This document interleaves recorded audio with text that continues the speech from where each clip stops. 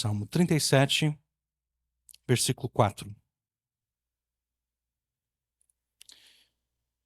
Deleita-te também no Senhor e te concederá os desejos do teu coração. Amém. Até aí, até aqui a palavra de Deus. Milhões de brasileiros fizeram ontem os seus rituais e mandingas, pensando que por meio dessas coisas eles vão garantir um ano repleto de felicidade e prosperidade. E esses rituais, essas mandingas envolvem vestir, por exemplo, roupas brancas. O que é racista se nós considerarmos o politicamente correto da esquerda, né? Porque se tu tem que vestir roupa branca, é porque existe algo de superior com relação aos brancos, né? Então isso é um tanto racista. Eu acho que a gente deveria já abolir isso no Brasil em nome do racismo, mas de qualquer forma, as pessoas elas vestem roupas brancas, porque elas entendem que no branco está a paz que elas tanto desejam. As pessoas também elas comem certos alimentos e elas abstêm-se de outros. Elas também, se elas estão na praia, elas pulam 7 ondas. E assim por diante. Tudo isso não passa de superstição pagã e anticristã, porque todas essas coisas, elas partem do princípio de que o destino pode ser manipulado e controlado mediante um ou vários rituais. Eu consigo, se eu usar roupa branca, eu vou conseguir manipular o meu destino. Se eu comer isso e não comer aquilo, eu vou conseguir manipular o meu destino para ter um futuro bom, um futuro próspero, um futuro agradável. E nós que somos cristãos, nós sabemos, ou pelo menos deveríamos saber, que o destino ele não pode ser manipulado, ele não pode ser controlado por qualquer ritual. Nós que somos cristãos, sabemos, ou deveríamos saber, que os destinos do mundo, da humanidade e de cada indivíduo em particular são controlados por Jesus. Uma vez que, ao subir aos céus, Jesus assentou-se à destra de Deus o Pai, para de lá reinar sobre céus e terra, com todo o poder e autoridade, até que seus inimigos sejam colocados sob seus pés. Então, ninguém além de Jesus controla os destinos do mundo, da humanidade e de cada indivíduo. Mas apesar dessa verdade básica e fundamental da fé cristã, muitos cristãos, que eu chamei aqui de supostos cristãos, no meu manuscrito, pensam ser capazes de manipular e controlar a Jesus de modo a garantir um futuro feliz e próspero. Alguns desses cristãos, contra a sua fé em Jesus, ontem vestiram branco. Não há nada de errado em vestir branco, mas se o crente vestiu branco porque ele acha que ao vestir branco ele vai garantir um ano melhor, esse crente, ao vestir essa roupa branca, ele está negando a fé, ele está negando a Jesus. Ele está dizendo que não é Jesus que controla o seu destino, ele está dizendo que quem controla o seu destino é ele, mediante a roupa branca que ele está vestindo na passagem do ano. Então, se você usou o branco, não tem nenhum problema. O problema é se você usou o branco por pensar que se vestisse outra cor, o teu ano não seria tão bom assim.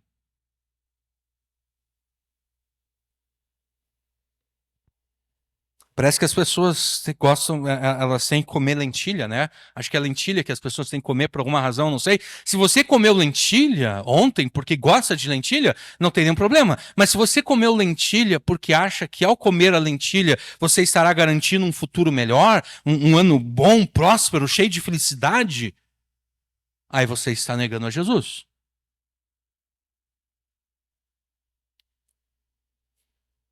Então, muitos crentes, eles acabam negando, eles professam fé em Jesus, mas através das suas práticas, eles negam essa fé. Os proponentes da teologia da prosperidade, por exemplo, eles também consideram que por meio dos seus muitos rituais, eles podem controlar e manipular a Jesus para que Jesus conceda a eles o que eles desejam. E aqueles que propõem a teologia da prosperidade, eles conseguem enganar a muitos precisamente porque a sua teologia possui aspectos de verdade que são deturpados a ponto de tornarem-se enganosos e danosos. Os proponentes da teologia da prosperidade são como um relógio analógico que está estragado ou que a pilha chegou ao final. Né? Porque um relógio analógico estragado, parado, ele está certo sempre 2 vezes ao dia. Né? Digamos que esse relógio ele parasse exatamente agora. Ali está marcando 10 para as 8. Então, 19 horas, 50 minutos e 43 segundos. Digamos que ele parasse exatamente agora. Amanhã de manhã, ele vai estar certo.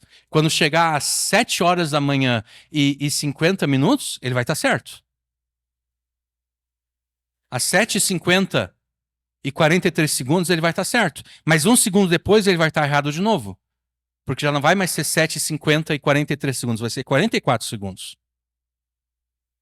Então, assim como um relógio analógico estragado ou parado está sempre certo 2 vezes ao dia, os proponentes da teologia da prosperidade, eles estão certos em algumas coisas. O problema é que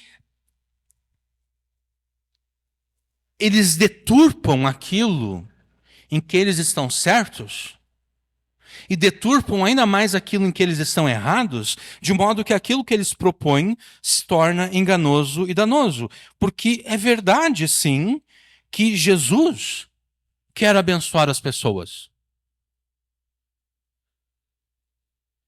Você vai ouvir o Edir Macedo afirmando que Jesus quer abençoar as pessoas. E é verdade, Jesus quer abençoar as pessoas.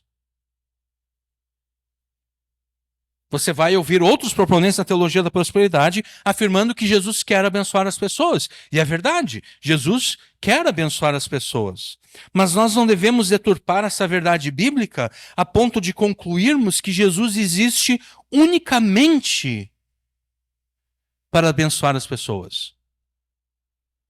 Porque é isso que a teologia da prosperidade faz.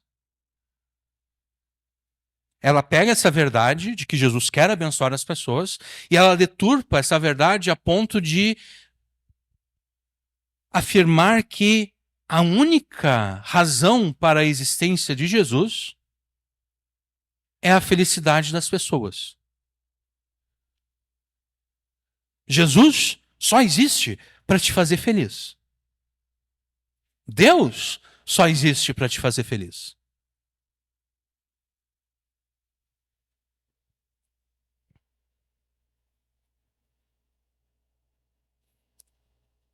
E quando se chega a afirmar isso, obviamente eles não afirmam isso de forma direta.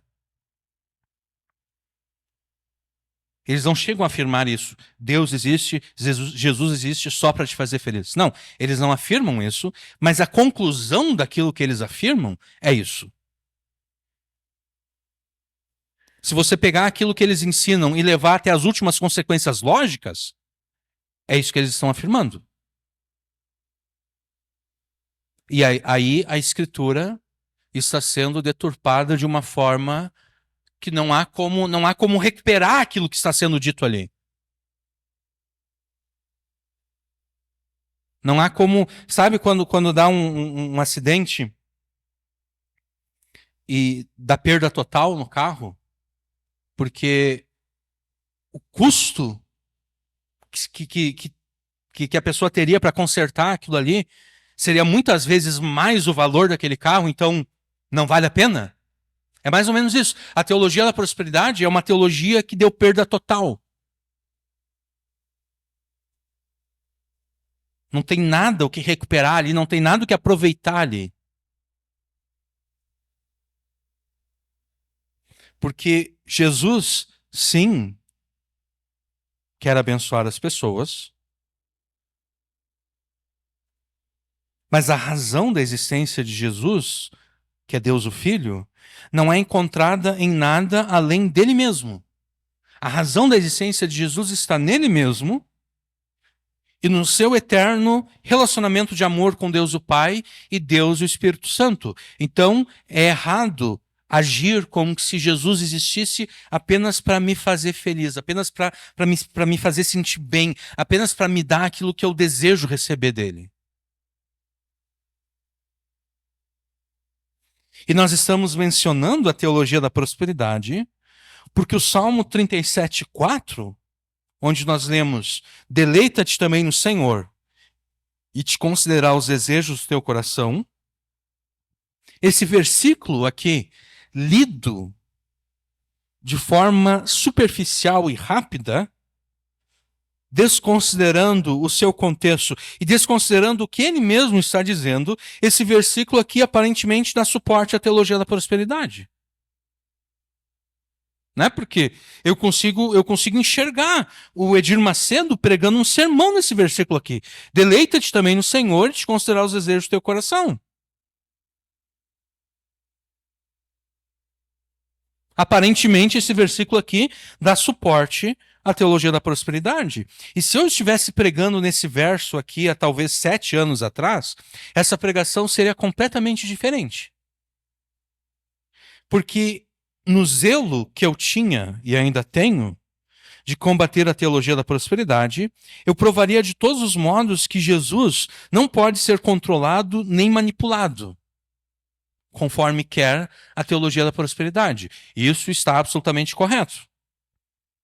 E nesse meu zelo, eu continuaria provando de todos os modos que não é verdade que Jesus dará a você o que o teu coração deseja. Eu provaria de todos os modos que não é verdade que Jesus dará a você o que o teu coração deseja. Só que aí nós chegamos a um problema, né? Porque é isso que o versículo está dizendo. O versículo está dizendo que é verdade que Jesus concede os desejos de certas pessoas.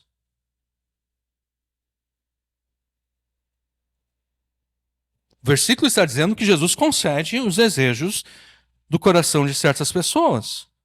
E eu afirmaria que não é verdade isso, porque eu iria querer combater a teologia da prosperidade, e como eu entendo que a teologia da prosperidade faz uso desse verso, então de alguma forma, eu iria querer afirmar o contrário desse verso. Mas, obviamente, se eu faço isso, eu me torno semelhante aos proponentes da teologia da prosperidade, né? Porque eles pegam determinados textos e eles deturpam para o lado, e eu pegaria esse texto aqui e deturparia para outro lado.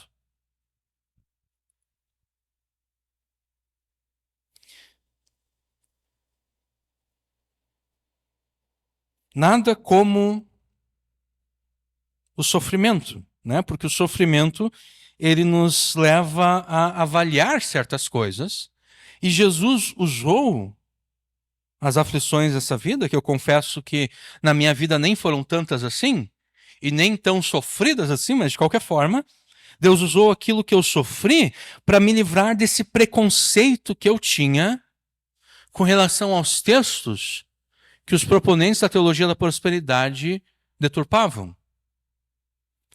E Jesus usou os sofrimentos da vida para gerar em mim uma nova apreciação por cada promessa de bênção que há na sua palavra. E a partir dessa nova apreciação por todas as promessas de bênçãos que há na Escritura, as quais foram conquistadas por Jesus e confirmadas por ele ao seu povo, eu percebi que, na verdade, o Salmo 37, versículo 4, não suporta a teologia da prosperidade e nem mesmo se assemelha a ela.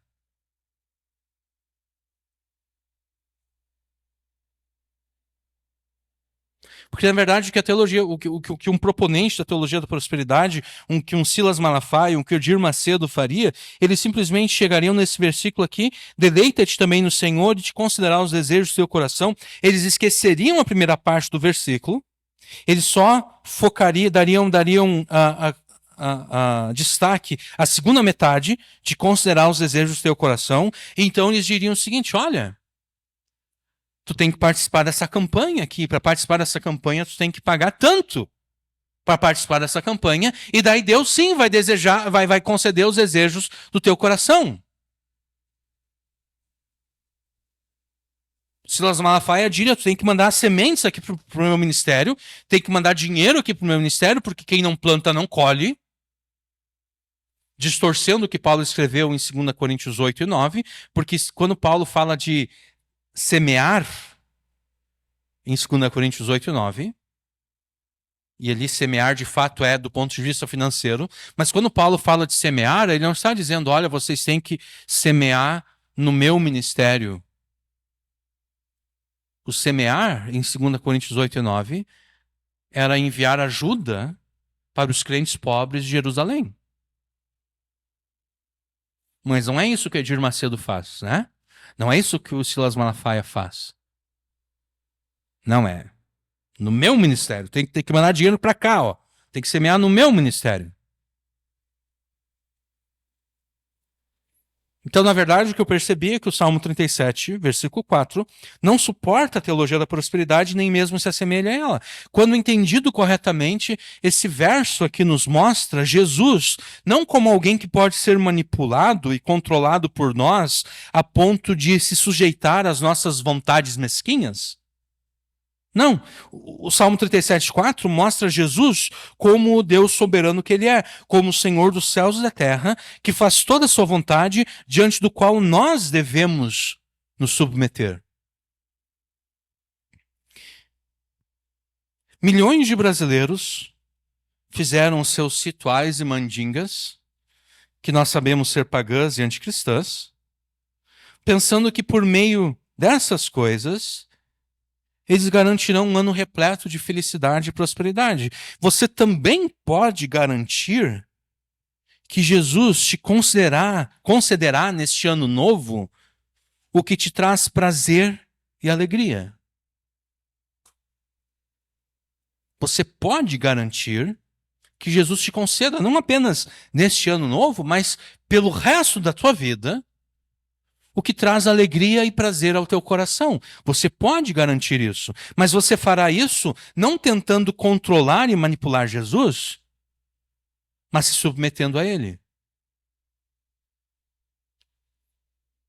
Quem adere ao paganismo e às práticas supersticiosas anticristãs, quem faz isso pensa ser capaz de controlar e manipular o destino. A teologia da prosperidade pensa ser capaz de manipular e controlar Jesus. Já você, informado pela palavra de Deus e guiado pelo Espírito Santo, garantirá que Jesus concederá o que te traz alegria e prazer pela tua submissão a Ele. E submeter-se a Jesus significa fazer de Jesus a tua fonte última de alegria e prazer. Submeter-se a Jesus significa certificar-se de que o que traz alegria e prazer a você seja o mesmo que traz alegria e prazer a Jesus, conforme Ele te ordena na sua palavra. Então, se você quiser garantir que Jesus te dê aquilo que você deseja, se você quiser garantir que Jesus te dê aquilo que alegra e traz prazer ao teu coração, você deve certificar-se de que o que traz alegria e prazer a você seja o mesmo que traz prazer e alegria a Jesus. E é disso que nós vamos tratar no restante dessa pregação. Versículo 4 do Salmo 37 é bem direto, né? Deleita-te também no Senhor e te considerar os desejos do teu coração.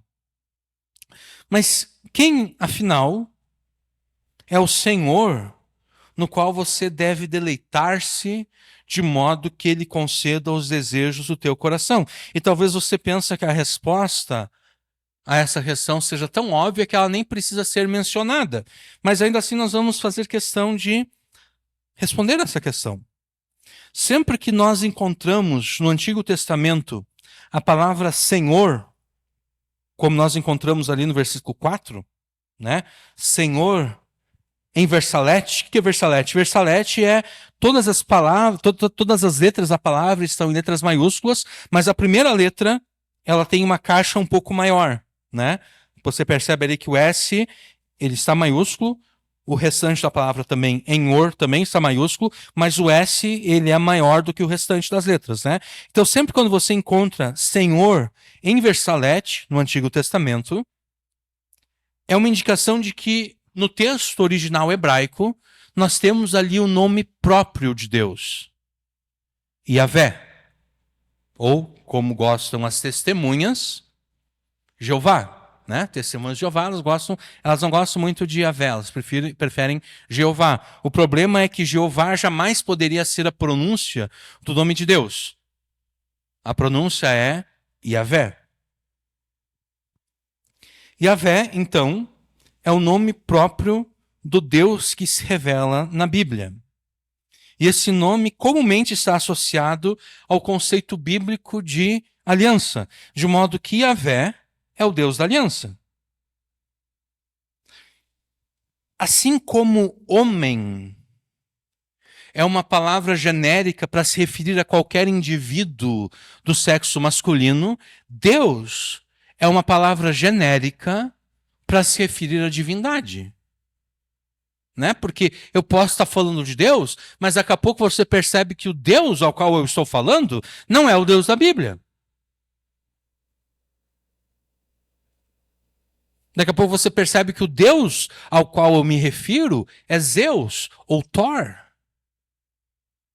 Ou qualquer outro deus do panteão romano, grego, nórdico, qualquer outra divindade que foi inventada pela mente humana. Então, assim como homem é uma palavra genérica para se referir a qualquer indivíduo do sexo masculino, Deus é uma palavra genérica para se referir à divindade. E assim como ao chamar um indivíduo específico, você o chamará pelo seu nome próprio, né? Se eu vou chamar o Vitor, e eu conheço o Vitor, eu vou chamar o Vitor, né? Eu vou dizer, ô cara, não, eu conheço o Vitor. Eu sei quem ele é. Então, assim como ao chamar um indivíduo específico, você o chamará pelo seu nome próprio, ao invocar o Deus da Bíblia, você deverá invocá-lo pelo seu nome próprio, Yahvé. Com isso, eu não estou afirmando que você não poderá mais usar a palavra Deus para se referir ao Deus da Bíblia. Não é isso que eu estou falando. Eu estou afirmando sim que você deve estar familiarizado com o nome próprio do Deus em quem você deve deleitar-se. E o nome desse Deus é Yahvé. E você deve estar pensando, bom, por que nós encontramos então Senhor na Bíblia e não Yahvé? Se Yahvé é o nome de Deus, por que o nome de Deus não está na Bíblia? Por que sempre quando eu estou lendo o Antigo Testamento, eu encontro Senhor, Senhor, Senhor, Senhor, Senhor, em versalete e assim por diante? Por que eu não encontro Yahvé? Bom, a razão disso é uma tradição imprópria que surgiu de uma interpretação equivocada por parte dos judeus. Os judeus, sabe aquele mandamento que diz não tomarás o nome do Senhor teu Deus em vão? Pois bem, os judeus interpretaram esse mandamento da seguinte forma: a gente não pode falar o nome de Deus. O mandamento diz, não tomarás o nome de Yahvé em vão. Os judeus interpretaram, nós não podemos falar o nome de Deus. Então, embora ao fazer cópia das Escrituras, eles escrevessem Yahvé, no momento em que eles fossem ler o texto, eles trocavam Yahvé por Adonai. Adonai significa meu senhor ou meu mestre.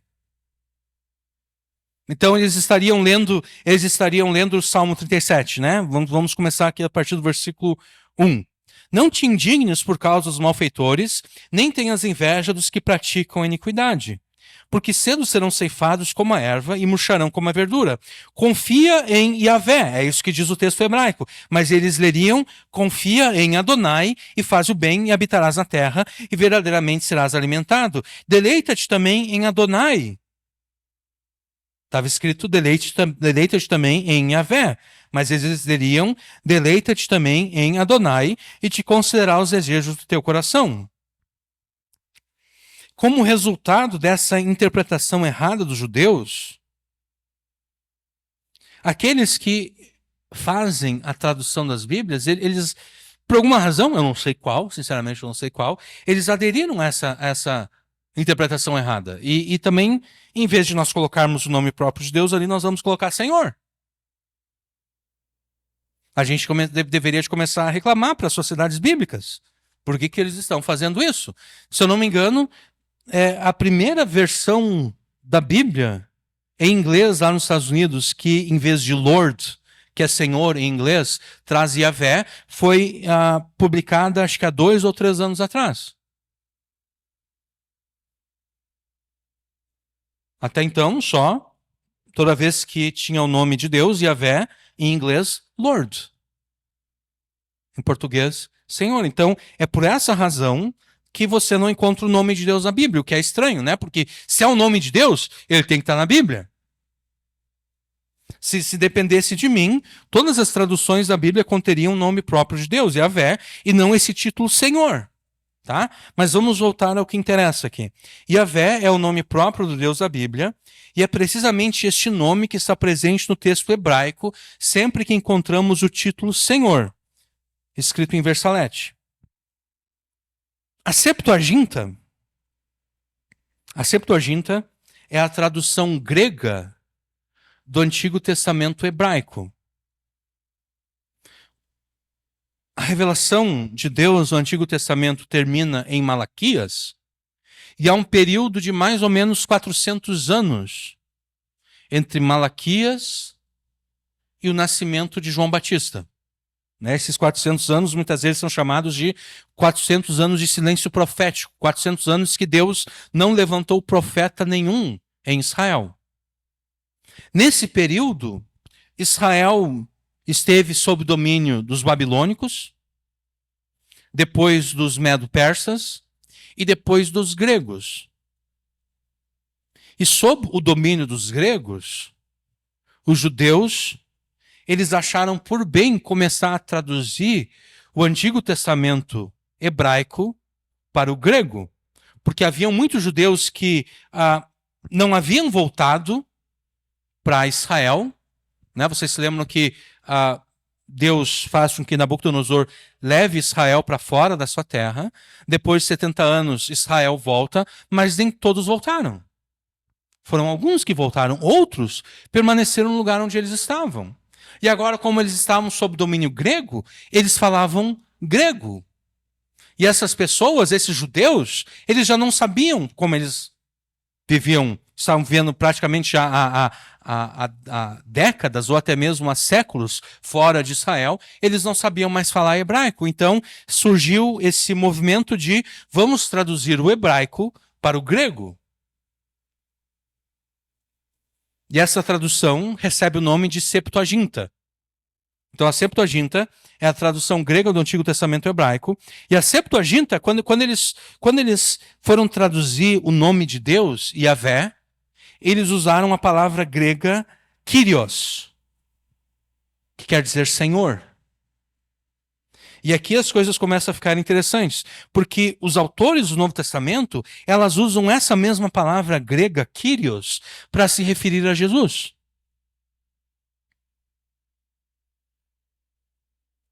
Quando nós lemos algum texto que diz algo como, por exemplo, crê no Senhor Jesus e será salvo tu e tua casa, esse Senhor ali é Kyrios. E os autores do Novo Testamento fizeram isso tendo plena consciência de que a Septuaginta, desculpa, usa Kyrios para se referir a Yahvé, ao Deus da aliança. Ou seja, ao atribuir a Jesus o título Kyrios, palavra grega que a Septuaginta usa para verter o nome próprio de Deus, Yahvé, os autores do Novo Testamento indicaram com absoluta clareza a sua fé de que Jesus não era um mero homem. Jesus era o próprio Yahvé encarnado. Era o próprio Deus da aliança feito homem. E é por isso que, desde a introdução, e nós continuaremos isso ao longo dessa pregação, nós estamos nos referindo a Jesus aqui, né? Deleita-te também no Senhor, e nós estamos interpretando esse Senhor aqui como sendo Jesus. Jesus vai conceder os desejos do teu coração. E é apropriado que nós façamos isso, porque nós estamos lendo esse salmo aqui, não como judeus da época de Davi. Nós estamos lendo esse texto aqui como cristãos, como pessoas que sabem que Jesus é o Yahvé encarnado. Então é apropriado que nós, ao lermos o versículo 4, entendamos o Senhor aqui como uma referência a Jesus. Deleita-te também no Senhor, e esse Senhor, que é Jesus, vai conceder os desejos do teu coração. O verso 4 do Salmo 37, então, ele ordena que você se deleite em Jesus. Jesus é o Senhor no qual você deve se deleitar, de modo que ele conceda os desejos do teu coração. Mas o que é deleitar-se em Jesus? O verbo deleitar-se traduz o verbo grego anag, cujos significados incluem, além de deleitar-se, alegrar-se, satisfazer-se, ter prazer e assim por diante. Então a gente poderia traduzir aqui, alegra-te também no Senhor, ou satisfaça-se também no Senhor, ou tenha prazer no Senhor, e ele satisfará os desejos do teu coração. Esses mesmos significados pertencem à palavra katatrifal, que é o verbo grego que a Septuaginta usa para traduzir o verbo hebraico anag. Então a tradução que eu fiz desse verso aqui, tanto a partir do texto hebraico como do grego, ele reflete essa gama maior de significados. A minha tradução a partir do hebraico é: faça de Yahvé a tua alegria e o teu prazer, e ele concederá os desejos do teu coração. E a partir do texto grego, a minha tradução é: faça do Senhor, porque Kyrios, né? Faça do Senhor a tua fonte de alegria e prazer, e ele concederá os pedidos do teu coração. De uma forma geral, o grego ele possui mais nuances sintáticas do que o hebraico, tá? E essas nuances elas podem nos dar um entendimento mais profundo do texto bíblico. Tanto o verbo hebraico anag quanto o verbo grego katatrifal estão no imperativo. Ou seja, nós temos aqui uma ordem. Você deve fazer isso, não é apenas um conselho. Olha, se tu quiser, tu pode te deleitar no Senhor. Você tem a opção de deleitar-se no Senhor. Não é isso que nós temos aqui. Nós não temos um conselho. Nós não temos uma dentre várias alternativas. Não, é uma ordem. Você deve fazer isso. É uma obrigação. Então, tanto no hebraico quanto no grego, nós temos aqui um imperativo. Mas no grego da Septuaginta, o imperativo aqui ele é mais incisivo. Porque esse imperativo, ele está na voz passiva e no tempo aoristo. E quando o imperativo está na voz passiva e no tempo aoristo, ele é mais incisivo. Ele é mais incisivo do que uma ordem. A ordem já é algo incisiva, mas quando essa ordem, no imperativo, no grego, está na voz passiva e no tempo aoristo, ele ainda mais, uma ordem ainda mais pesada. Uma ordem que envolve uma obrigação ainda maior. É, portanto, urgente e absolutamente necessário que você faça de Jesus a tua fonte última de alegria e prazer. Isso por pelo menos 3 razões. A primeira delas é adoração em contraposição à idolatria. A segunda delas é a santificação. E a terceira, a prosperidade no sentido de ser abençoado por Jesus. Vamos começar com a adoração em contraposição à idolatria. Em pregações passadas, nós definimos a idolatria. Deixa eu voltar atrás aqui um pouquinho. Nós pensamos muitas vezes que idolatria é apenas aquilo que os católicos fazem. Vai lá, se prostra diante da estátua da Maria e reza as suas Ave Marias, se ajoelha diante da cruz e reza os seus Padres Nossos, ou reza então para um santo, a pessoa está solteira, ela quer casar, ela pega o Santo Antônio lá e, acho que é isso que faz, coloca de ponta cabeça num copo d'água para o Santo Antônio meio que se afogar e se apressar, em produzir alguém para a pessoa poder casar, assim por diante. A gente pensa que idolatria é apenas isso, ou então idolatria é apenas aquilo que os macumbeiros fazem, apenas aquilo que os espíritas fazem. Idolatria é isso sim, mas desses atos a gente pode abstrair o seguinte: a idolatria é o ato de buscar salvação em qualquer um ou qualquer coisa além de Jesus.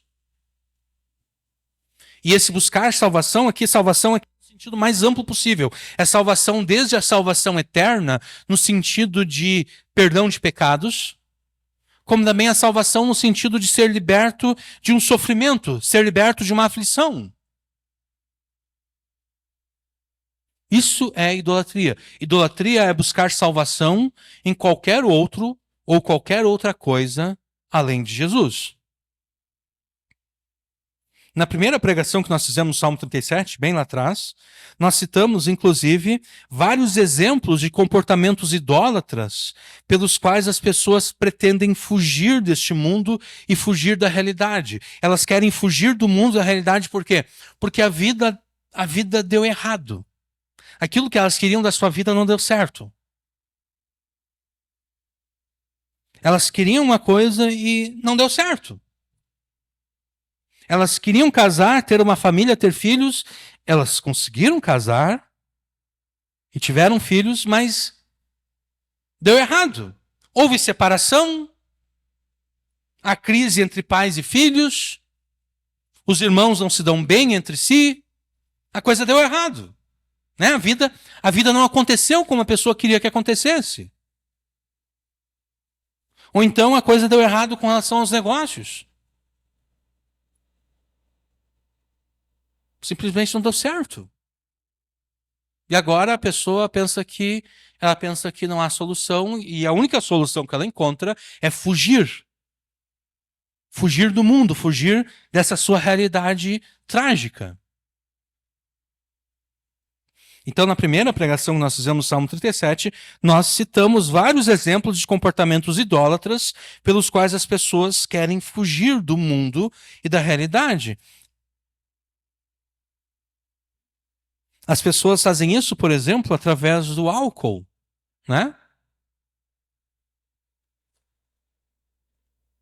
A família está destruída, a pessoa se entrega ao álcool. Ou se entrega às drogas.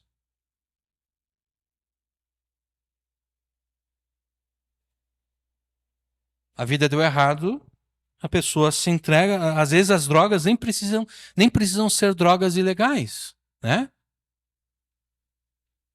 Às vezes a pessoa... Eu não estou dizendo que não se deva ir num psicólogo, na verdade psiquiatra, Porque o psicólogo ele não pode receitar medicamentos, Mas a pessoa vai num psiquiatra e o psiquiatra receita para a pessoa um remédio que deixa a pessoa dopada. O dopar-se com aquele remédio receitado pelo psiquiatra não é diferente da pessoa se encher de álcool. Ela é a mesma coisa, O álcool, por que a pessoa usa álcool? Para esquecer os problemas, né? Para não ficar pensando nos problemas. Por que a pessoa vai usar algum tipo de droga ilícita? Também para esquecer os problemas. Por que a pessoa vai usar o remédio receitado pelo psiquiatra? Para esquecer os problemas. A única diferença é que tu tem que, para conseguir a droga ilícita, tu tem que ir até um traficante, né? E a droga lícita, tu com uma receita vai numa farmácia e consegue o remédio. Essa é a única diferença. Mas o objetivo é o mesmo. O objetivo é entorpecer a mente para não pensar mais aquilo ali, para não pensar mais na tragédia que virou a sua vida. Biblicamente falando, isso é idolatria. Porque a Bíblia diz que eu devo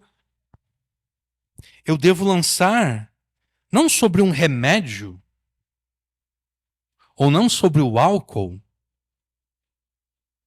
as minhas aflições. Aquilo que magoou o meu coração. Eu devo lançar sobre Deus, sobre Jesus.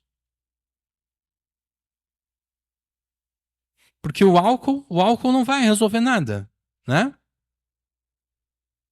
O remédio também não vai resolver nada. Agora, quem é que pode resolver? Jesus. Ah, mas se eu deixar de usar o álcool, eu vou ficar pensando sempre nisso aqui, eu vou ficar deprimido. Ou se eu deixar de usar o remédio receitado pelo psiquiatra, eu vou ficar pensando nisso aqui, eu vou ficar deprimido. Bom, usa a tua depressão. Quando você se sentir deprimido, coloca diante de Jesus a causa da tua depressão.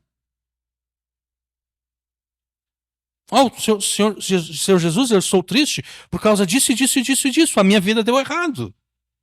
A minha vida deu totalmente errado.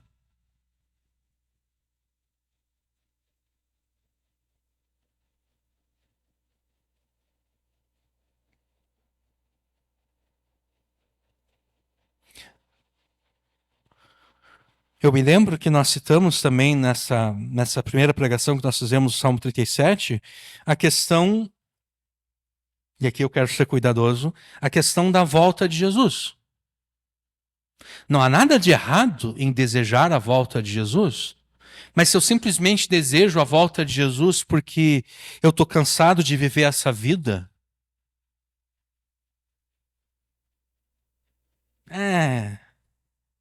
eu não quero mais ter que viver essa vida, eu não quero mais ter que passar por isso aqui, eu estou desejando a volta de Jesus de forma errada.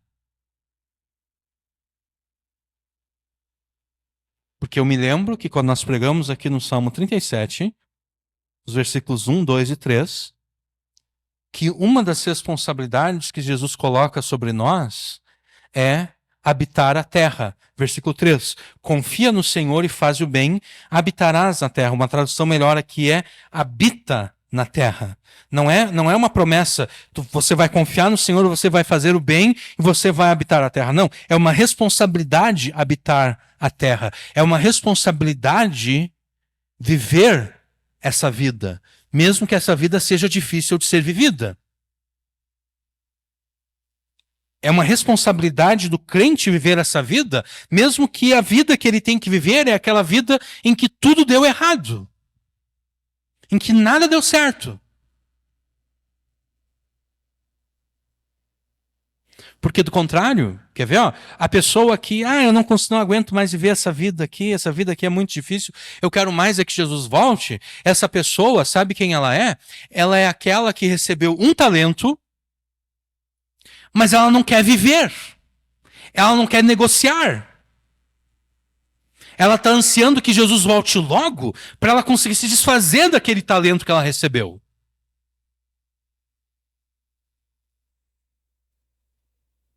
Aquele que deseja a volta de Jesus porque não aguenta mais, minha vida deu errado mesmo, então, eu quero mais é que Jesus volte. Essa pessoa, quando Jesus voltar, essa pessoa vai ter uma triste surpresa. Porque ela vai perceber que ela é aquele que recebeu um talento e enterrou o talento, se recusou a viver neste mundo. Se recusou a habitar a terra.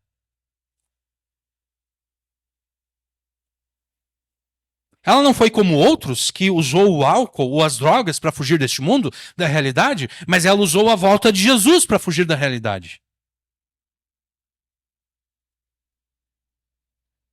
Ela disse: não, Jesus está voltando logo mesmo. Olha o estado desse mundo. Jesus está voltando mesmo, então nem adianta eu planejar para que há 10 anos. Imagina só, há 10 anos atrás, o mundo não estava ruim. O mundo estava ruim há 10 anos atrás. Né? Há 20 anos atrás, o mundo estava ruim já, assim, o mundo estava muito ruim há 20 anos atrás. Muitos crentes, eles poderiam ter planejado para 5, 10, 15, 20 anos, mas eles não fizeram isso. E eles não fizeram isso a partir de uma desculpa aparentemente santa. Não, Jesus está vindo. Eu não vou pensar, eu não vou planejar a minha vida para daqui a 20 anos, porque olha só. Olha o caos lá no Oriente Médio. Jesus está vindo. Bom, o Oriente Médio está um caos há mais de 80 anos.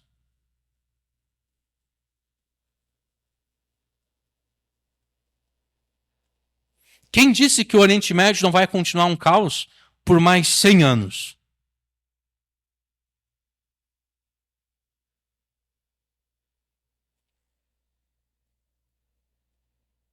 E aqui é que eu vejo o perigo. Quer ver? Porque tem ali o casal crente. O casal crente tem os seus filhos, né? Nasceu, é seu filho. Daí esse casal crente, eles pensam: não, Jesus está vindo. O meu filho nunca vai ter oportunidade de casar e ter os seus filhos porque Jesus está vindo.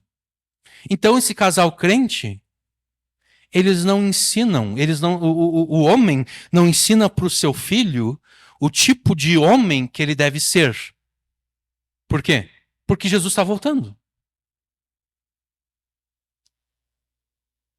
A mãe não ensina para o seu filho que tipo de mulher, com que tipo de mulher ele deve se casar. Por quê? Porque Jesus está voltando. A mãe não ensina para sua filha o tipo de mulher que a filha deve ser. Por quê? Porque Jesus está voltando. E o pai não ensina a sua filha o tipo de qual tipo de homem ela deve se casar. Por quê? Porque Jesus está voltando. O que acontece é que Jesus não volta. Aquelas crianças crescem, casam e casam errado. Porque os pais não quiseram planejar para 20 anos, para 30 anos. Porque eles pensaram: Jesus está voltando. E daí depois você vê o teu filho sofrendo no casamento dele, você percebe que a mulher que ele escolheu não vale nada, mas a culpa é tua. Porque tu não ensinou para ele que tipo de mulher ele deveria escolher. E daí depois também tu vê a tua filha namorando alguém que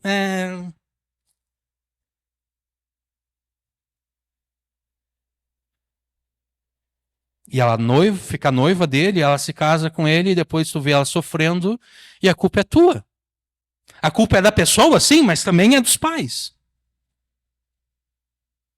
Porque os pais, não, essa vida aí não vale a pena ser vivida. Jesus, eu quero que Jesus volte logo. De novo, não há nada de errado em desejar a volta de Jesus.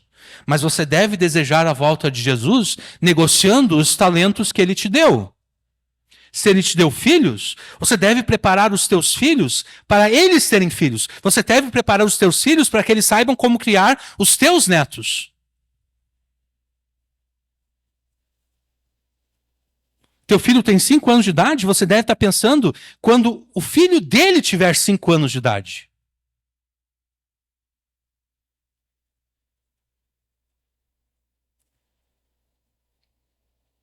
O que me levou a pensar nesses termos foi um pastor norte-americano que ele falou o seguinte: os crentes nunca pensam nos seus bisnetos, né? E é por isso que a maioria das famílias dos crentes acaba dando errado. Porque os crentes nunca pensam nos seus bisnetos. Eles nunca pensam que os seus filhos terão filhos e que os filhos dos filhos serão filhos também.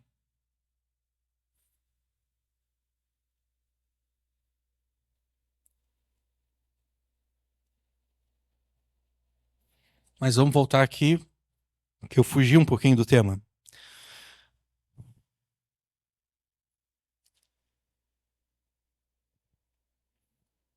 Nós devemos habitar a terra, mesmo quando tudo deu errado nas nossas vidas.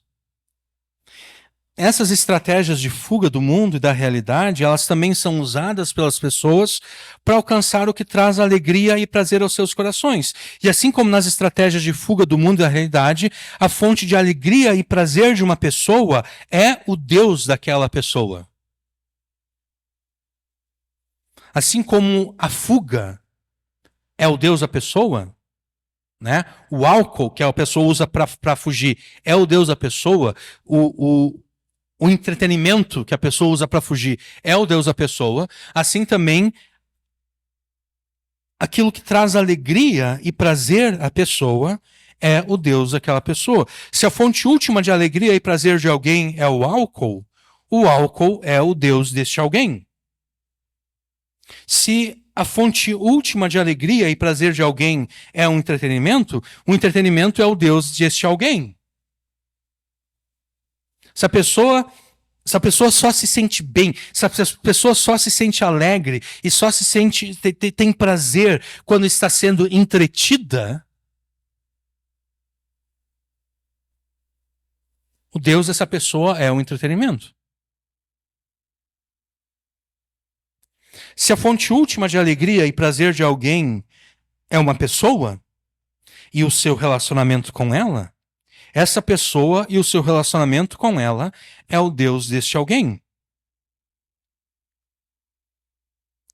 E neste último ponto aqui, se aplicam as palavras de Jesus, que ele afirmou, que ele disse, quando grandes multidões o acompanhavam. Se alguém vem a mim e não me ama mais do que o seu pai, a sua mãe, a sua mulher, os seus filhos, os seus irmãos, as suas irmãs e até a sua própria vida, não pode ser meu discípulo. E quem não tomar a sua cruz e vier após mim, não pode ser meu discípulo. Pois qual de vocês, pretendendo construir uma torre, não se assenta primeiro para calcular a despesa e verificar se tem meios para concluir? Pois, ou melhor, para não acontecer que, tendo lançado os alicerces, e não podendo terminar a construção, todos os que a virem zombem dele, dizendo: Este homem começou a construir e não pôde acabar. Ou qual é o rei que, indo para combater outro rei, não se assenta primeiro para calcular se com 10.000 homens poderá enfrentar o que vem contra ele com 20.000? Caso contrário, estando outro ainda longe, envia-lhe uma embaixada pedindo condições de paz. Assim, pois, qualquer um de vocês que não renuncia a tudo o que tem, não pode ser meu discípulo.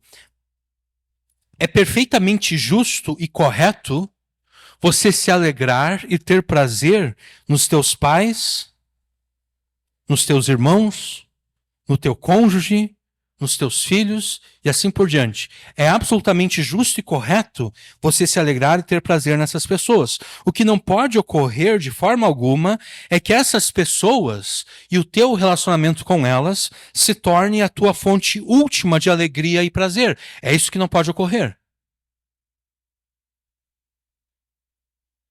Ou seja, você deve sim se alegrar e ter prazer nessas pessoas e no teu relacionamento com elas, mas a tua fonte última de prazer e alegria deve ser Jesus. Isso significa que se por uma ou outra razão você perder uma ou mais pessoas,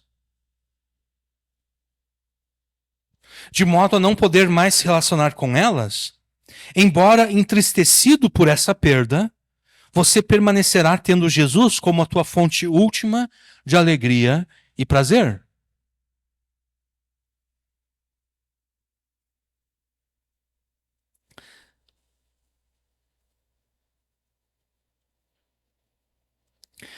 Você não pode agir como aquele homem que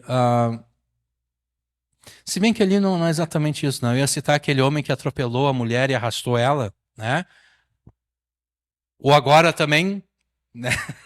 Só para mostrar que as mulheres são capazes das mesmas coisas. A mulher lá também, né? Viu o namorado com uma amiga dele, também foi lá e jogou o carro para cima da moto e matou os dois, né? Quer dizer, isso mostra que tanto homem quanto mulher podem ser capazes, são capazes das maiores atrocidades, né? Mas esses dois casos acho que não se aplica. Vamos pensar no caso do homem, por exemplo. A mulher termina com ele e ele fica tão desesperado que ele se mata. Por que ele se matou? Porque ele tinha aquela mulher como a sua fonte última de alegria e prazer. Ela terminou tudo. Ele pensa, bom, agora eu não tenho mais nada o que fazer nessa vida. Eu vou me matar. É isso que você não pode fazer. Você não pode cometer suicídio real, né, físico, mas você também não pode cometer suicídio espiritual. Sabe o que é o suicídio espiritual? É o seguinte, você se arrepende dos pecados, você crê em Jesus, e por alguma razão a tua mulher resolve dizer, olha, eu não quero mais permanecer casada contigo. Aí você diz, bom, então, eu vou abandonar Jesus mesmo. Isso é suicídio espiritual. Porque você está mostrando que não é Jesus a tua fonte última de alegria e prazer. É a mulher. Você não chegou a cometer suicídio físico, mas você está cometendo suicídio espiritual. Você está abandonando Jesus porque a tua mulher te abandonou. Ou os pais, os filhos dizem, olha, dá uma crise ali que os filhos se tornam inimigos dos pais. Também é suicídio espiritual, dizer, bom, já que isso aconteceu, eu também não vou mais na igreja, eu vou abandonar Jesus, não quero mais saber disso também. Isso é suicídio espiritual. Com isso você está mostrando que a fonte última de alegria e prazer era os filhos. Era o relacionamento com os filhos. Então, de novo, vou repetir aqui. Você deve sim se alegrar e ter prazer nos teus pais, nos teus irmãos, teu cônjuge, nos teus filhos. Mas a tua fonte última de prazer e alegria deve ser Jesus. O que significa que se por uma outra razão você perder uma ou mais dessas pessoas, de modo a não poder mais se relacionar com elas, embora entristecido por essa circunstância, por essa perda, você permanecerá tendo Jesus como tua fonte última de alegria e prazer. Perceba que eu não estou dizendo que Jesus é a fonte única. Né? Porque se Jesus fosse a fonte única, você não poderia nem mesmo se alegrar no cônjuge ou nos filhos. Não é isso. É a fonte última. Ou fonte principal. Aquela fonte que, quando todas as outras mais falham, quando todas as outras mais te abandonam, você permanece nela, você permanece preso a ela.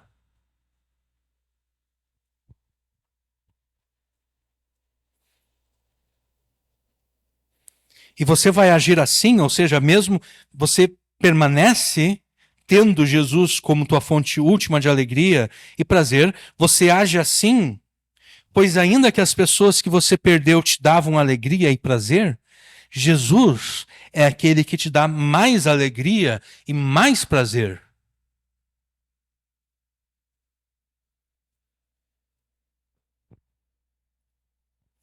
Deleitar-se em Jesus, ou ainda fazer de Jesus a tua fonte última de alegria e prazer, é um ato de culto e adoração a Deus.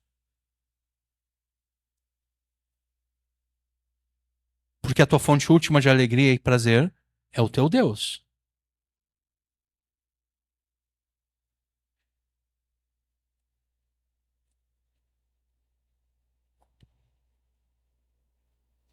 Isso significa, por implicação, que não fazer de Jesus a tua fonte última de alegria e prazer é um ato de idolatria.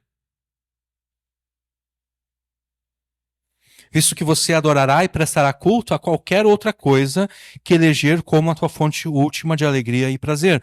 Então, fazer de Jesus a tua fonte última de alegria e prazer, ela está ligado com o culto que você presta a Deus, ela está ligado com a adoração em contraposição à idolatria, e ela também está ligada com a tua santificação. Para que você progrida em santificação, é necessário que Jesus seja a tua fonte última de alegria e prazer. E a razão disso é a seguinte: o pecado só é pecado porque a sua prática entristece a Jesus e dá desprazer a ele. A mentira só é pecado porque Jesus fica entristecido com a mentira e sente desprazer com a mentira. Se Jesus não tivesse esses sentimentos com relação à mentira, jamais haveria um mandamento que afirmasse ou que dissesse: não prestarás falso testemunho. Só existe esse mandamento porque Jesus tem ódio à mentira. Jesus não gosta da mentira, Jesus tem desprazer com a mentira.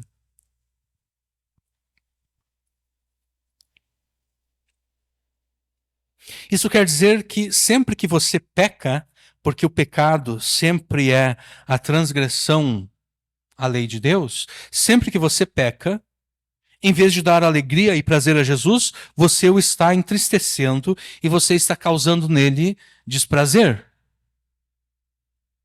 Já as virtudes ordenadas na lei de Deus, como mandamentos positivos, essas virtudes trazem alegria e prazer a Jesus quando postas em prática. À medida em que você faz de Jesus a tua fonte última de alegria e prazer, o teu comportamento e as tuas atitudes deixarão de ser pecaminosas para se tornarem virtuosas. Por quê? Porque você tem consciência de que, ao cometer esse pecado, você vai estar entristecendo a Jesus, você está causando desprazer nele, e como esse não é o teu objetivo, né? Vamos pensar no homem casado. Né? O homem casado, a atitude dele para com a sua esposa deveria de ser de não causar tristeza, né? Não entristecer a sua esposa, não causar desprazer a ela. Quando essas coisas ocorrem, quando o marido entristece e causa desprazer, é sinal de que todo aquele amor que ele professa, talvez não seja verdadeiro, né? Talvez não seja tudo aquilo. Ele diz que ama, mas não é exatamente assim que ele ama, né? Ele ama, mas ele não ama de forma completa, ele não ama de forma plena, né? Então, da mesma forma com relação a Jesus. Você ama Jesus, e Jesus no Evangelho de João, em casa, leia João 14, 15 e 16, e você vai perceber várias vezes que Jesus liga o amor a ele à obediência aos seus mandamentos. Aquele que me ama, obedece os meus mandamentos. Aquele que não me ama, não obedece os meus mandamentos. Então você ama Jesus, você não quer entristecer a Jesus, você não quer causar desprazer a ele, você passa a obedecer a Deus. Então, à medida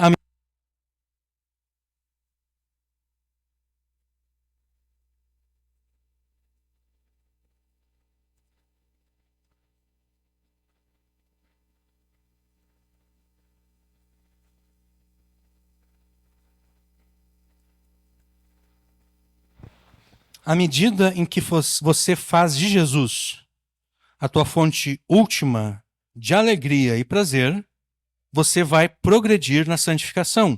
E por fim, ao fazer de Jesus a tua fonte última de alegria e prazer, você vai garantir que Jesus te abençoará em tudo o que você fizer, de modo que você será próspero e bem-sucedido.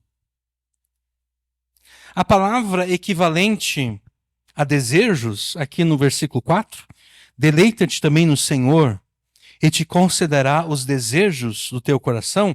A palavra equivalente a desejos na Septuaginta, no grego, né, da Septuaginta, é aitema. Palavra usada para se referir a um pedido, a uma petição. E a partir disso, nós podemos concluir, por exemplo, que à medida em que você fizer de Jesus a tua fonte de alegria, a tua fonte última de alegria e prazer, Jesus vai responder positivamente às orações que você faz a Ele. Jesus vai responder positivamente aos pedidos que você faz a Ele. Isso por si já é maravilhoso, mas a aplicação do hebraico é ainda mais maravilhosa. A palavra hebraica traduzida aqui como desejos, no verso 4, é mishalá. Essa palavra é usada apenas 2 vezes em todo o Antigo Testamento. Isso significa que ela é usada aqui no versículo 4 do Salmo 37 e em mais outro lugar apenas. E esse outro lugar é o Salmo 20. Pedi que vocês abram comigo no Salmo 20.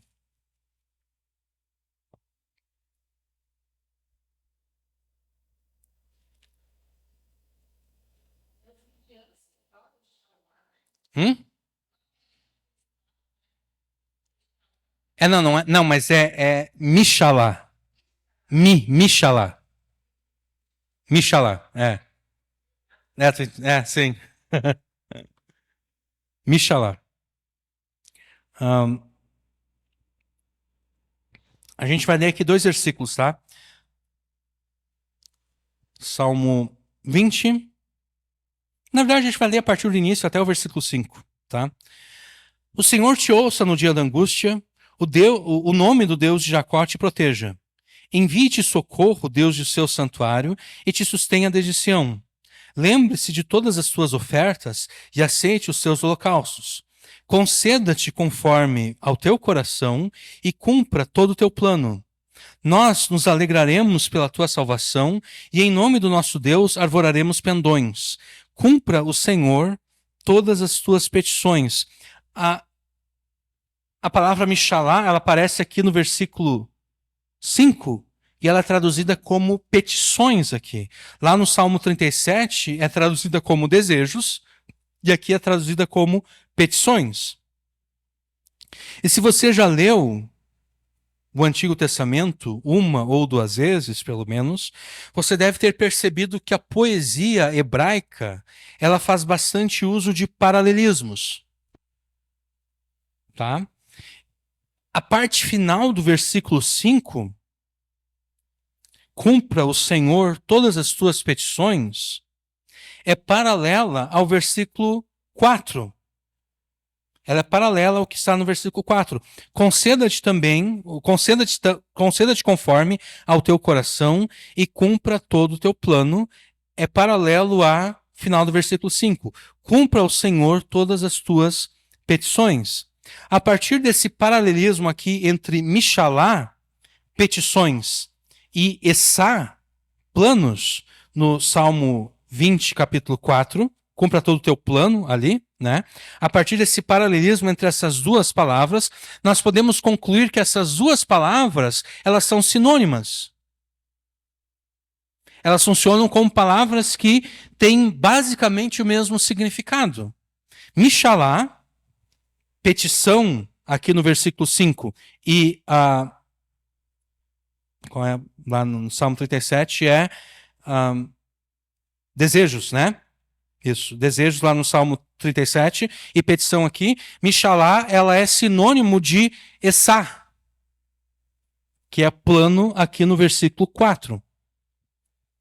Isso quer dizer que nós podemos, essas duas palavras sendo sinônimos, nós podemos atribuir a uma o significado da outra. Então, Mishalá, além de pedido, além de desejo, ela tem o significado de desígnio, propósito, plano. E a gente pode voltar lá para o Salmo 37. Deleita-te também no Senhor e te concederá os desejos do teu coração, os desígnios do teu coração, os propósitos do teu coração, os planos do teu coração. À medida em que você fizer de Jesus a tua fonte última de alegria e prazer, não apenas ele responderá positivamente às suas orações, mas ele também garantirá que você será bem-sucedido nos desígnios, nos propósitos e planos imaginados pelo teu coração e postos em prática por você. E talvez você pense que isso é bom demais para ser verdade.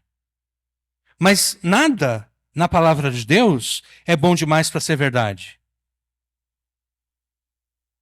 Se você está em Jesus, se você crê em Jesus, e se você está fazendo de Jesus a tua fonte última de alegria e prazer, esta é a verdade de Deus para você.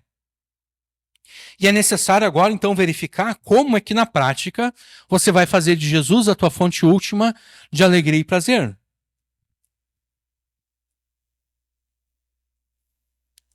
Na prática, fazer de Jesus a tua fonte última de alegria e prazer nada mais é do que se alegrar com aquilo que Jesus se alegra. Nada mais é do que ter prazer com aquilo que Jesus tem prazer. Na prática é isso. Fazer de Jesus a tua fonte última de alegria é se alegrar com aquilo que Jesus se alegra. Fazer de Jesus a tua fonte última de prazer é ter prazer naquilo que Jesus tem prazer. E por implicação, é se entristecer com aquilo que entristece Jesus e ter desprazer com aquilo que Jesus tem desprazer. E para isso é necessário que, em primeiro lugar, você se arrependa dos pecados e creia em Jesus como teu Senhor e Salvador. Alguém que não tenha se arrependido dos seus pecados e nem crido em Jesus, essa pessoa não pode se alegrar com o que Jesus se alegra e nem ter prazer com o que Jesus tem prazer. É simplesmente impossível que isso ocorra. Isso é impossível pela seguinte razão. Enquanto o indivíduo não se arrepende, ele tem prazer no quê? No seu pecado. E o pecado é o que entristece a Jesus. O pecado é o que dá desprazer a Jesus. Então, enquanto o indivíduo não se arrepende, enquanto ele não muda a sua mente, enquanto ele não muda a sua forma de pensar, enquanto ele não muda a sua forma de encarar a vida, enquanto ele não muda a sua forma de interpretar a realidade, é impossível que ele tenha Jesus como a sua fonte última de prazer e alegria. É impossível que ele se alegre com aquilo que alegra Jesus, é impossível que ele tenha prazer com aquilo que Jesus tem prazer. É necessário, então, que a pessoa reconheça estar errada. É necessário que ela reconheça que ela está errada em se alegrar com aquilo que ela se alegra. Para usar os termos da nossa pregação aqui. Arrependimento de pecados nada mais é do que a pessoa reconhecer que ela está errada em se alegrar com aquilo que ela se alegra. Ela está errada em se alegrar com o pecado, seja o seu, seja o de outros. Ela está errada, ela reconhece que está errada em sentir prazer no seu pecado.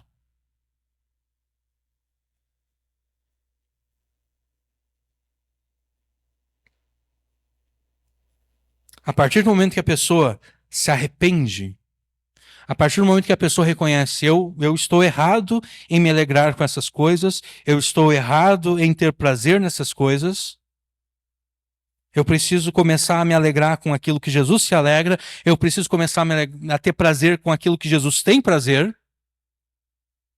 E é por isso então que eu vou me arrepender, eu vou parar, eu vou me esforçar para cessar com essas coisas.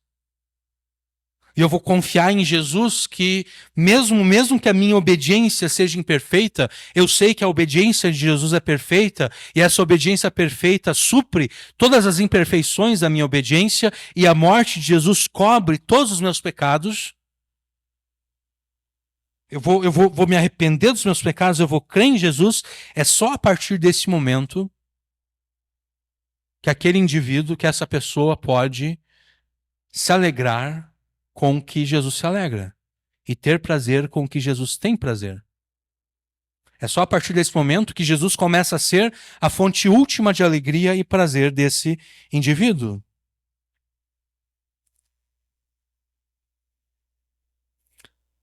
Após esse arrependimento de pecados e fé em Jesus, é necessário que você passe a aprender, passe a entender o que alegra e dá prazer a Jesus. Você já sabe um pouco, porque a pessoa que pregou para você apontou o teu pecado. Né? E você foi convencido pelo Espírito Santo e você sabe que aquele pecado ali entristece a Jesus, dá desprazer a Jesus e por isso mesmo você vai cessar com a prática daquele pecado. Mas você sabe apenas um pouco. É necessário agora que você cresça nesse conhecimento. É necessário que você saiba mais coisas que dão prazer e alegria a Jesus.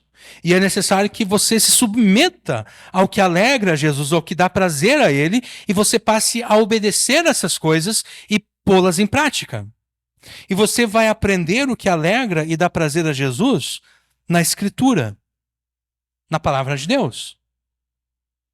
É aqui que você aprende o que alegra a Jesus e o que entristece a Jesus. É aqui que você aprende o que dá prazer a Jesus e o que dá desprazer a Ele.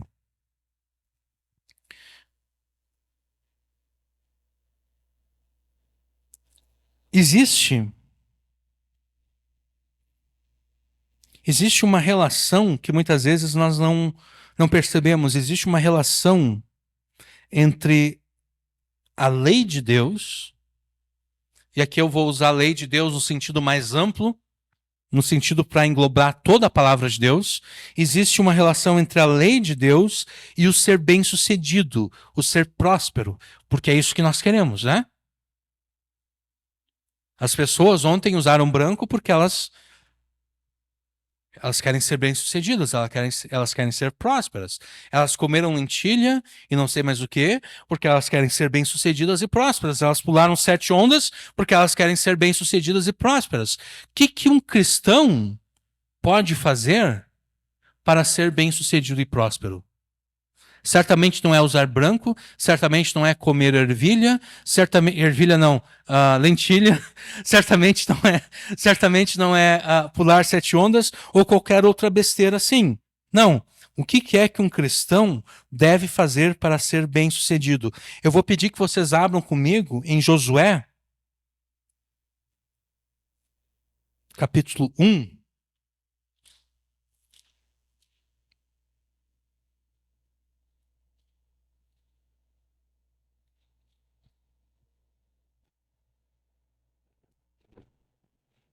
Josué 1,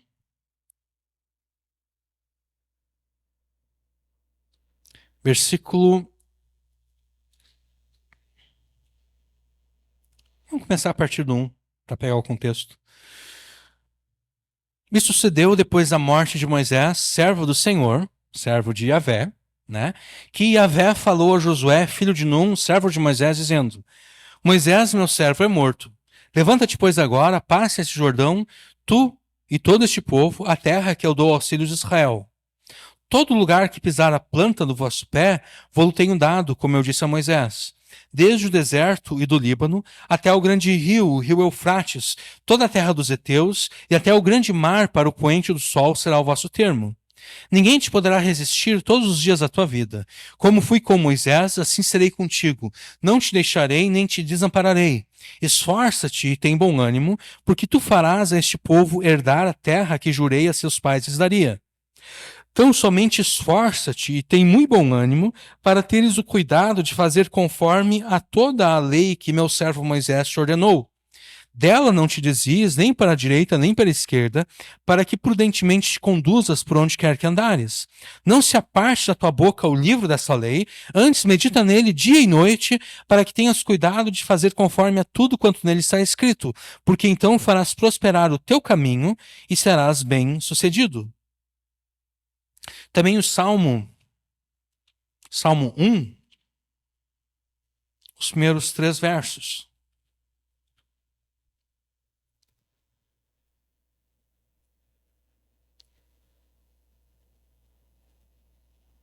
Salmo 1, versículo 1 a 3.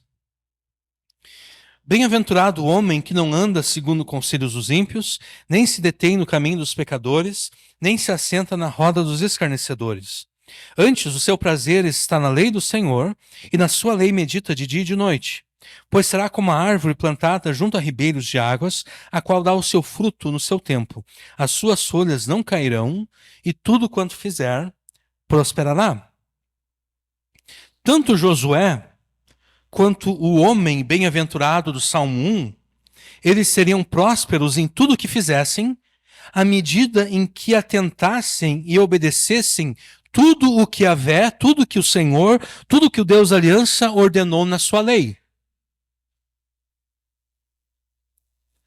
E aqui eu quero usar, de novo, lei no seu sentido mais amplo, né?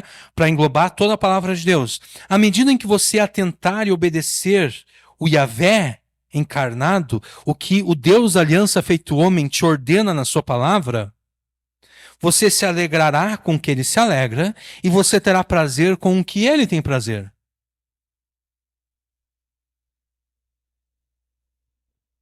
E a consequência disso é que ele te fará próspero.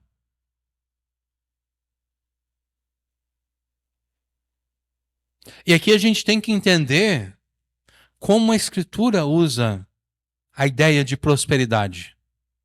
Porque a teologia da prosperidade, ela usa essa ideia de prosperidade como se prosperidade significa tudo dando certo, nada dando errado. Mas, por exemplo, vocês se lembram de Josué, né? Josué não, desculpe. José, que foi vendido como escravo para o Egito. Ele era um escravo e está escrito que Deus o fez prosperar como escravo.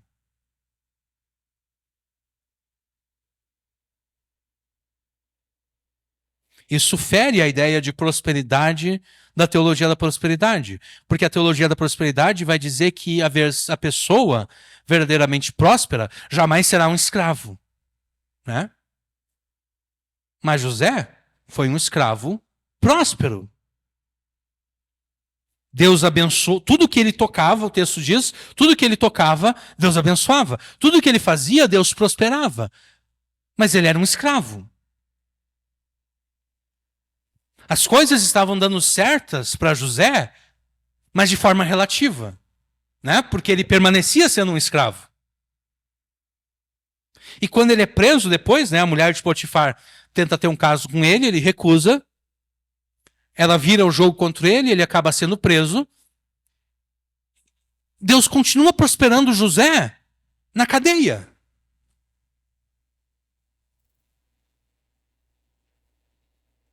Então a ideia bíblica de prosperidade não é as coisas sempre dando certo, nada dando errado. Não.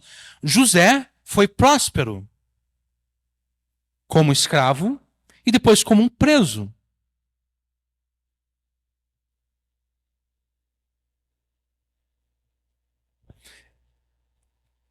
Eu cito isso para que você não assuma a ideia de prosperidade que é ensinada pela teologia da prosperidade. É possível ser próspero em meio a uma circunstância difícil. Sim, é possível, quer ver? É possível você estar se dando bem em meio a uma circunstância ruim. Entendeu? Não é tudo está dando bem, a vida está às mil maravilhas, não. Existem circunstâncias ruins, existem coisas que se você pudesse, você iria mudar, mas Deus está te prosperando. Porque mesmo no meio da dificuldade, Deus está te ajudando. Mesmo no meio da dificuldade, você está enfrentando dificuldade numa área, mas em outra área Deus está te abençoando.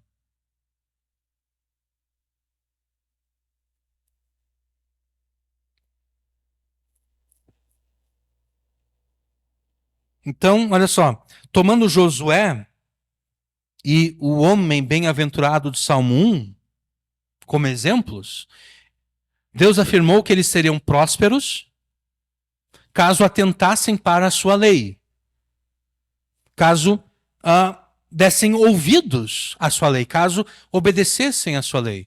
assim também você. Você será próspero se obedecer à palavra de Deus. Se você se alegrar com aquilo que Jesus se alegra.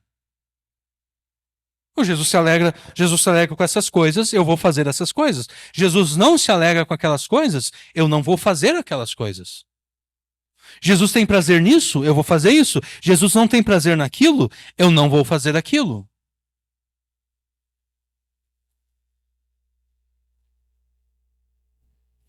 Você pode e deve ser semelhante a Josué e ao homem bem-aventurado do Salmo 1. Você pode e deve prosperar em tudo que faz. Basta que você faça de Jesus a tua fonte última de alegria e prazer.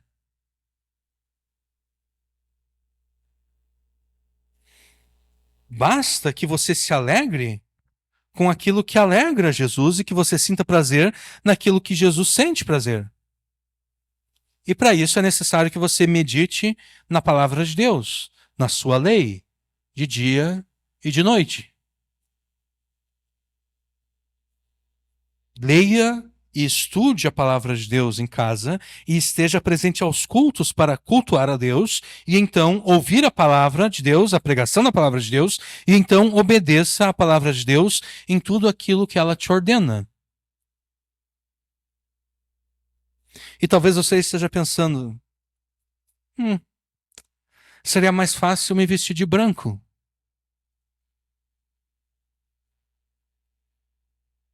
Né? Será mais fácil comer, não ervilha, lentilha, né? Será mais fácil comer lentilha, seria mais fácil fazer todas as outras coisas. As superstições, elas sempre são mais fáceis, num certo aspecto. O erro sempre é mais fácil do que aquilo que é certo. A mentira, ela é sempre mais agradável do que a verdade. A mentira, ela é sempre mais palatável do que a verdade. É por isso que as pessoas, quase sempre, elas é apresentado diante da pessoa a mentira e a verdade. A tendência é a pessoa acreditar na mentira. Por quê? Porque a mentira é mais agradável. A mentira é mais palatável. A mentira... É, exatamente. E a mentira e o engano, eles são sempre mais palatáveis porque eles apelam ao nosso ego. Né? Porque se você fizer de Jesus a tua fonte última de alegria e prazer, não é você que está controlando o destino. Não, é você que está se submetendo a Jesus e Jesus então vai te abençoar. Não é você que está fazendo algo por si mesmo, é Jesus que está fazendo algo por você. Agora, na superstição, é você que está fazendo, né? Foi você que vestiu branco, foi você que comeu a lentilha, foi você que pulou as 7 ondas, ou então foi você que participou da campanha das 7 semanas, ou seja lá o que for, foi você que foi lá na Santa de Israel, foi você que fez o jejum de Daniel.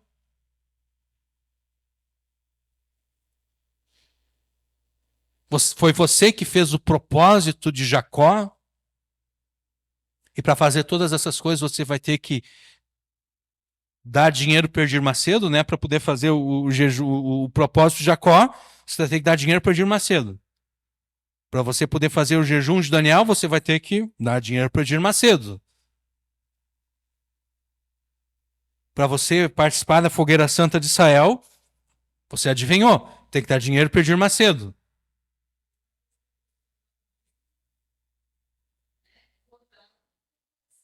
Sim, sim. Como é que eu posso dizer? Eu devo considerar a promessa de Deus, né? Deus promete, olha, se vocês não roubarem de mim, eu vou abençoar.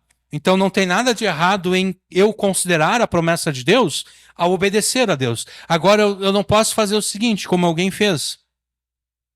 Alguém estava dando dízimo e foi abençoado por Deus, e essa pessoa pensou o seguinte: bom, eu quero receber o dobro da bênção, então eu vou começar a dar 20%. Como que se Deus fosse alguém que tu pudesse negociar com ele. Ó, Deus, eu te dou tanto, se tu me der tanto, eu te dou tanto, né? Aí eu já estou desfazendo de Deus. Porque Deus não disse isso. Deus não disse, olha, o dízimo é esse tanto de bênção, mas aí, se vocês derem o dízimo, é o dobro, ou o tridízimo é o triplo. Deus não falou isso.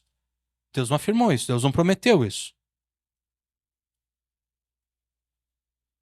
Então, de repente, você esteja pensando, ler e estudar a palavra de Deus, meditar na palavra de Deus dia e noite.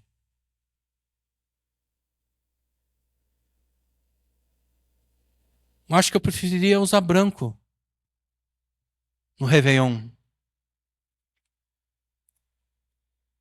Se você pensar isso, você deve começar a desconfiar que, de repente, a fé que você tem em Jesus não é uma fé verdadeira.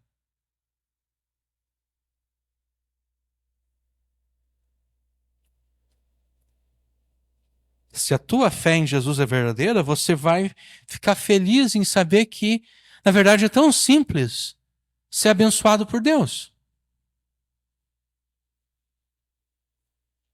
Você não precisa ficar fazendo vários propósitos da Igreja Universal do Reino de Deus. Você não precisa ficar enviando sementes para o Silas Malafaia ou qualquer outro. Não. Você só precisa meditar na palavra de Deus dia e noite e obedecer o que a palavra de Deus ordena.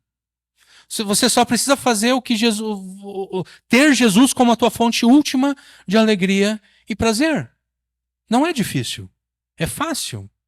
Agora, é fácil unicamente para aqueles que verdadeiramente se converteram a Jesus. Para aqueles cuja fé em Jesus não é verdadeira, é uma fé falsa.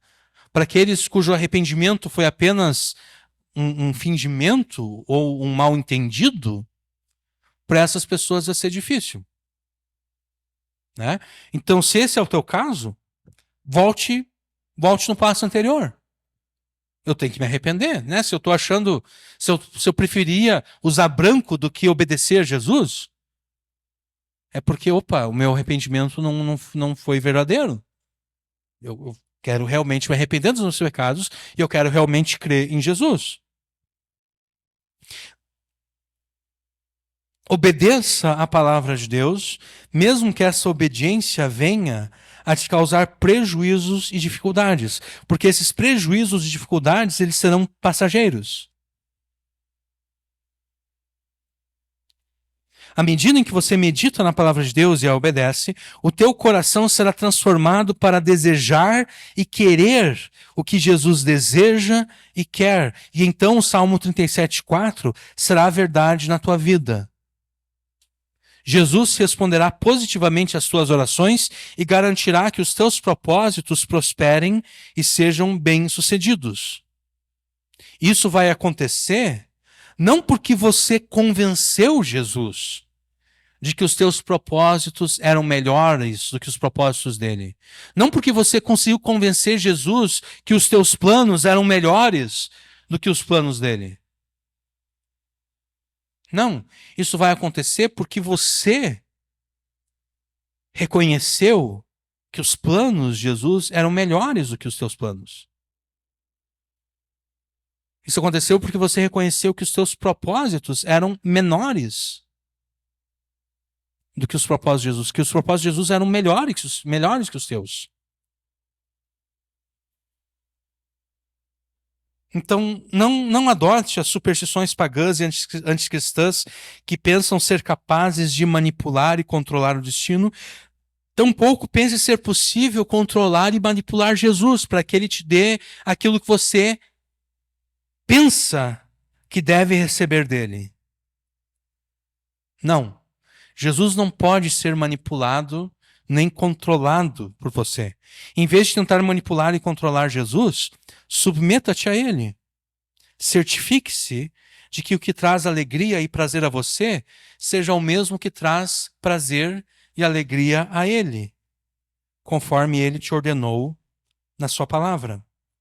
Amém.